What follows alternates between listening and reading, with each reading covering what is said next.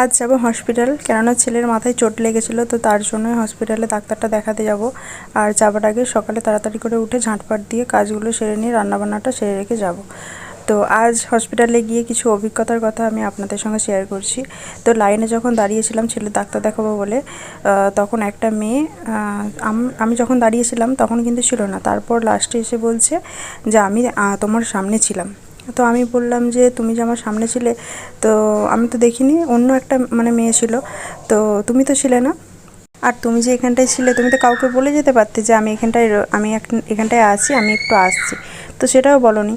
তো তারপর সে আমাকে বলছে যে তুমি যদি এভাবে বেইমানি করে নাও তাহলে তোমার ছেলের শরীর কখনো ভালো হবে না।